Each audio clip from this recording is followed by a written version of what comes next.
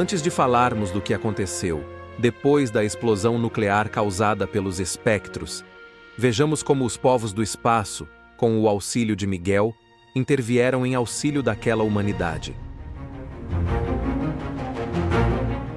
O espírito Ângelo Inácio, no livro Os Nefilins, a Origem, descreve que legiões de seres de diversos povos da Via Láctea chegaram ao redor do quinto planeta, mas nada podiam fazer para evitar a iminente catástrofe. Com a ajuda dos exércitos de Miguel, toda a população espiritual das regiões próximas à crosta foi retirada. Os demais seres, ainda em corpos materiais, seriam transportados logo após os eventos que marcariam o fim daquela humanidade. Toda a população de espíritos seria transferida para o segundo planeta, Vênus, que era mais compatível com o sistema de vida daquele povo. Com o passar do tempo, seria decidido o destino de todos. Esses eventos duraram 1/4 do ciclo do quinto planeta. Miguel, reunido com representantes de vários mundos e seus respectivos oficiais guardiões, no satélite orbital do quinto planeta, após buscar inspiração dos dirigentes da Via Láctea, informou que, além de evitar as repercussões energéticas em outros mundos, era necessário garantir que os rebeldes, chamados de dragões, ao serem levados ao terceiro planeta, não pudessem escapar. Isso deveria perdurar até que os dirigentes planetários decidissem o destino deles. Eles já haviam esgotado todas as oportunidades de regeneração, e o terceiro planeta representaria a última oportunidade de recuperação. Se ficassem soltos ou tivessem oportunidades indefinidas, poderiam perder a própria individualidade, sendo reabsorvidos no grande oceano de consciências, o princípio da vida. Isso significaria o aniquilamento de suas consciências. Seus corpos etéreos não suportariam o peso de suas culpas pelos crimes cometidos. Miguel anunciou que detinha todo o poder para aprisionar os dragões no terceiro mundo. Ele informou ter acabado de receber mensagens dos dirigentes siderais reunidos na estrela central da Via Láctea. Essas mensagens diziam que um dos 5 membros daquele seleto grupo viria, em tempo oportuno, ao terceiro planeta. Nasceria num corpo físico e traria pessoalmente as sublimes diretrizes de evolução, para que os espíritos exilados pudessem alcançar a iluminação espiritual. Nessa oportunidade, confrontaria o dragão e seus seguidores, convidando-os à mudança de pensamento e ação. Miguel informou aos presentes que muitos deles seriam convocados a contribuir no processo educativo de milhões de almas que seriam reunidas no terceiro mundo. Naquele momento, Enki, um dos agentes dos Guardiões, estava chegando no planeta com o grupo de almas exiladas.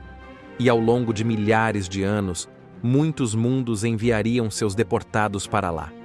Os seres de Órion, de Sírius e outros comprometeram-se a enviar seus representantes para o mundo-prisão. E eles próprios, se necessário, nasceriam no planeta para auxiliar na educação desses espíritos infantis ali reunidos. Um dos representantes dos mundos naquela reunião disse que tinha uma preocupação. Como o sinal de pedido de socorro tinha sido enviado para o espaço, não apenas foi captado por aqueles que vieram para ajudar, mas também por possíveis povos, cujo descompromisso ético poderia atraí-los para o sistema solar. Criaturas com grande conhecimento e tecnologia avançada, mas sem escrúpulos ou compromisso ético, poderiam visitar os planetas do sistema solar. Um ser de Nibiru sugeriu que cada um deles pudesse enviar para Tiamat seus representantes de tempo em tempos. Assim, fariam a segurança e participariam ativamente da formação cultural do mundo novo. Miguel aprovou a proposta, mas teve que se retirar para resolver a questão dos dragões. Um representante da nuvem de Magalhães, de aparência diferente dos humanoides e outras raças, propôs construírem juntos uma estação de observação no satélite natural de Tiamat. Ergueriam um observatório com instalações internas adaptadas a várias raças. Assim, poderiam monitorar a evolução do planeta e, se necessário, deslocar naves com maior rapidez. Definiriam um prazo para o funcionamento da base, que posteriormente seria transferida para os Guardiões Planetários como quartel-general. Os representantes das estrelas discutiram como evitar a repercussão vibratória da destruição do quinto planeta. Um dos guardiões do exército de Miguel informou que dispunham de algum tempo para organizar o transporte daqueles que deixariam os corpos físicos, pois os espectros, ao modificarem o projeto original da arma nuclear dos engenheiros do outro continente, desenvolveram algo diferente. Ela tinha um efeito radioativo, destruindo toda a vida num período mais longo. A arma do outro continente, caso fosse usada, despedaçaria o planeta imediatamente. O trabalho seria enorme. Teriam de reurbanizar Vênus, o segundo planeta, para receber os seres em corpos astrais, pois a dimensão física do planeta não comportava seres em corpos físicos. Em Vênus, existia uma civilização etérica muito desenvolvida. Os transportados para lá, em corpos astrais, nasceriam em corpos etéricos com o tempo. Seria um choque cultural imenso, pois a civilização etérica de Vênus era mais avançada do que a do quinto planeta. Na reunião, analisou-se também a possibilidade de a explosão do artefato alterar a rotação do quinto planeta. Simularam-se pelo menos 10 trajetórias possíveis para a órbita do planeta em torno do Sol. Nas condições analisadas, o planeta poderia encontrar meteoros ou cometas que transitavam pelo sistema solar. Uma colisão afetaria a constante gravitacional do sistema solar, com repercussões para os habitantes dos outros planetas.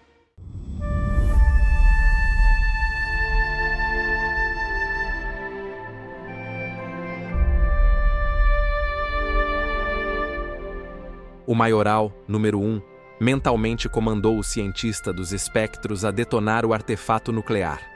Ele e seus 6 subordinados aguardavam que os milhares de espectros deixassem seus corpos físicos com a explosão da bomba. A explosão, porém, não ocorreu como esperado. Uma luminosidade forte, esbranquiçada, começou a ser irradiada do epicentro da explosão. Terremotos de grande intensidade abalaram o planeta. A luz ofuscante da irradiação começou a dizimar tudo ao redor. A radioatividade entrou pelo interior do planeta e, na superfície, uma onda de destruição afetou a flora e a fauna do planeta. Os animais e os humanos perderam os corpos físicos em terrível sofrimento.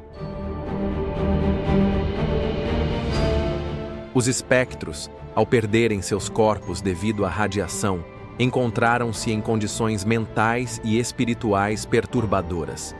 Por serem assassinos cruéis e vampiros energéticos, uma vez fora do corpo, entraram em estado de tortura devido às culpas que afligiam suas consciências. Não conseguiram atender ao chamado do número 1 para enfrentarem o exército de Miguel.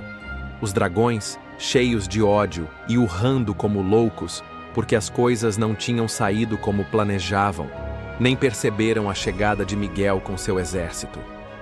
Ao mesmo tempo, as naves de transporte, de matéria etérica, recolhiam a população que abandonava o corpo físico.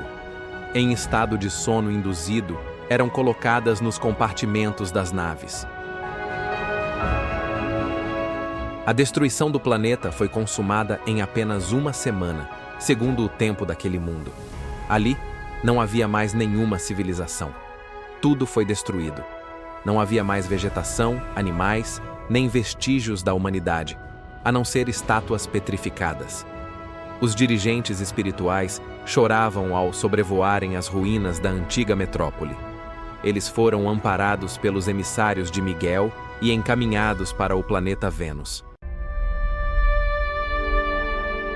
Os dragões, juntamente com os 600 seres da escuridão que estavam soltos, enfrentaram ferozmente Miguel e seu exército, mas sem sucesso.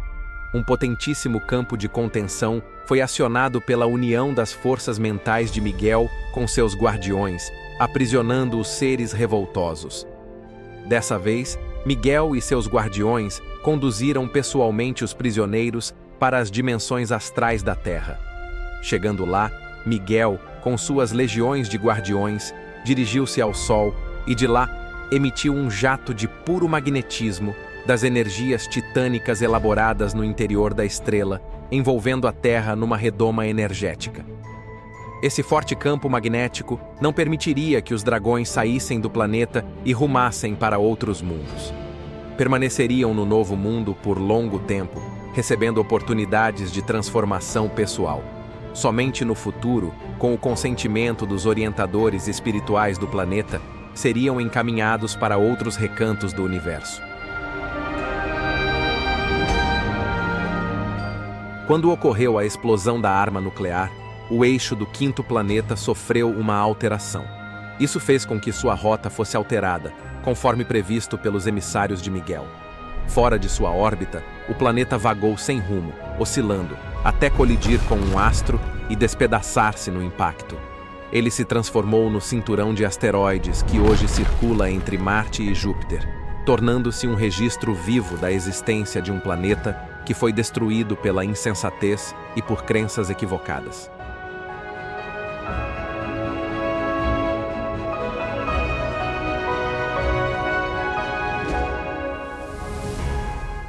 Esses foram os acontecimentos marcantes da viagem de exílio dos seres rebeldes, transportados de Nibiru para a Terra. O maioral, que formou um grupo de 6 subordinados, chamados dragões ou daimons, contribuiu diretamente para a destruição do quinto planeta. A intervenção de Miguel foi necessária para o transporte deles até a Terra.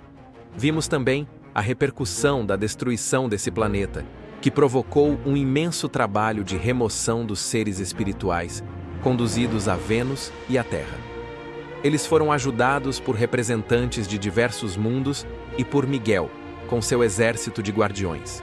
Na época, muitos seres que participaram do auxílio prontificaram-se a nascer na Terra, contribuindo para a formação ética e moral dos exilados, pois sabiam que, de tempos em tempos, outros seriam encaminhados para cá. Através deles, princípios ético-morais foram incorporados em diversas culturas, na Atlântida, no Egito, na Grécia, na Índia e no Oriente Médio. Depois, como anunciado por Miguel, o próprio orientador evolutivo corporificou-se na Terra e iniciou uma nova era de renovação da humanidade. Esse ser foi Jesus, que veio confrontar os seres rebeldes que haviam desperdiçado várias oportunidades de regeneração. Além disso, ele deixou novas diretrizes para seguirmos no caminho da ascensão espiritual.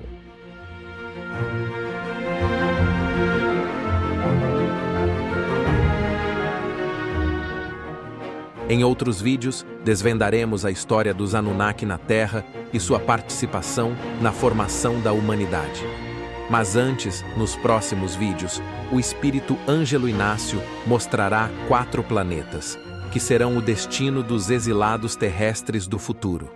Serão retirados daqui aqueles que não conseguirem acompanhar o planeta em sua nova era de regeneração.